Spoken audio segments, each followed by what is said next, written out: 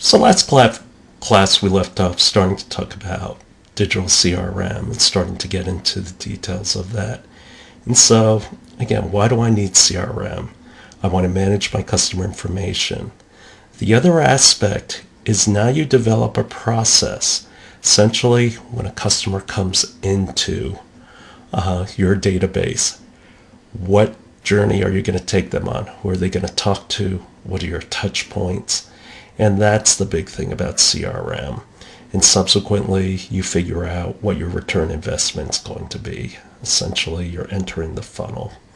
And so it's about acquiring intelligence, doing the analysis, and essentially this loop pretty much pertains to everything. But in terms of digital operation, the features you're looking for is you want your client history, their preferences, their social media presence. Functions, I want dashboard, I want syncing, I want to put this data on multiple devices, I need reports, I need to talk to my client, and I need scorecards to see how things are going. And so if I do all of these things well, what benefit is it to me?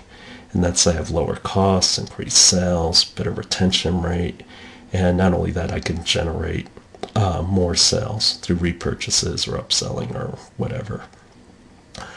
Some example is I want to track hierarchy, and so when I send emails out, I want to know which ones are open, who's responded, so I can actually monitor my campaigns.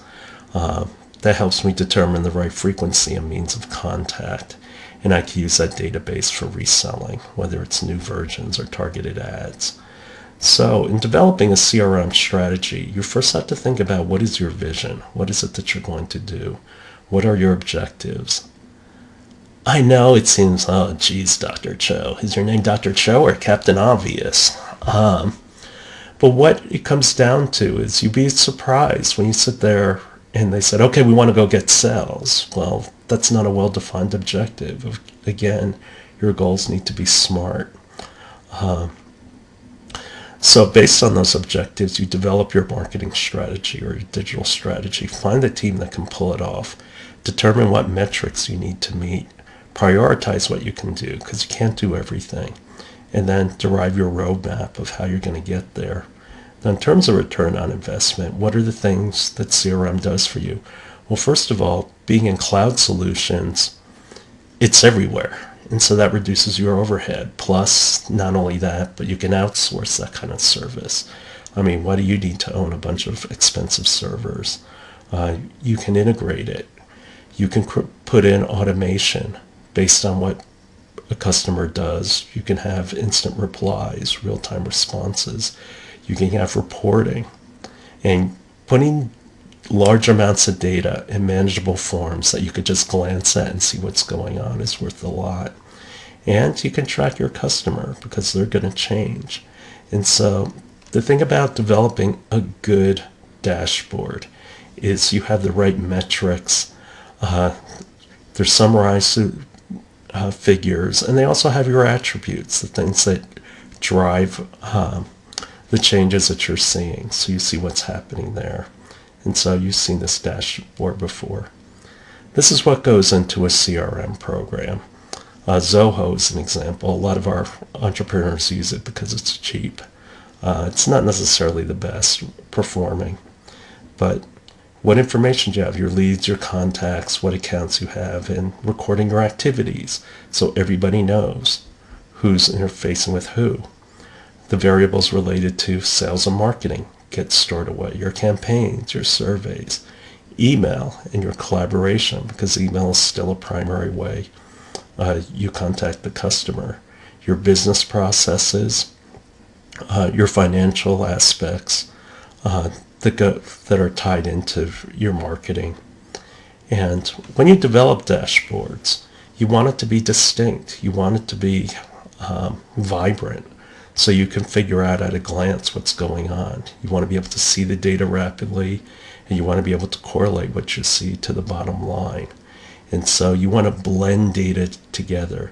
You want raw data. You also want your analytics. And connection to social media. And so here's an example of that kind of data blending in a CRM system. You also want it to be interactive, because maybe what you're seeing isn't what you really want to see. And so you can drill down and see other aspects. And I want it to be current, I want it to be live, and I want it to be simple. It's about speed and clarity. And so here's an example of a lot of the tools that they use today. They all have their trade-offs. Of course, if you've got a lot of money, then you can use Salesforce or SAP or something like that. You don't need a CRM.com. But anyway, here are some example systems, and they all have their pros and cons to them. The ones in blue are the ones that a lot of starting out entrepreneurs use. So in evaluating all these systems, how do I evaluate it? Well, these are the variables that you have to take in consideration when you compare all these systems. How many users can you have? Is this something that's downloadable, or is it something up in the cloud? How much is it going to cost me? How much storage do I have? And one of the biggest things of all, and this limits a lot of these systems, what other software can I integrate this into? Can I integrate this into an enterprise system? How does this work exactly? And so in terms of implementing it, one of your biggest challenges is to get adoption across the organization. This is an integrated approach, so you need a lot of people involved. It requires you educating your people, discipline and commitment. The thing is, these kinds of initiatives can easily die on the vine. You have to have your people committed to using the system and doing it, not writing things in notebooks or keeping things on Excel spreadsheets. Your CRM is about cultivating a relationship for life, and it's about community. The community of your internal people, the community of your customers, the community of your partners, your manufacturers. All these pieces need to integrate together.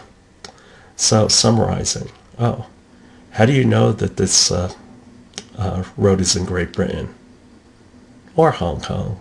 Or anyway, with the scale of the digital age, it's hard to manage all this data, so you need computer tools. The thing is, as you're managing these things, you have to keep track of your costs and how much money you're going to make. And so your CRM covers your chain of activities that you do with your customer. And it's about managing a lifetime relationship with your customer. And hopefully you live happily ever after.